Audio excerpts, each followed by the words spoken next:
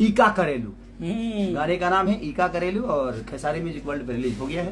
तो आप लोग अपना प्यार आशीर्वाद चलें कि जब माथावा पट्टी का जान चान के भी फीका।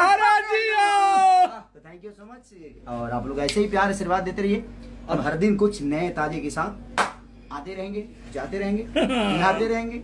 आप लोग एंजॉय करते रहेंगे। आप लोग खेसारी म्यूजिक वर्ल्ड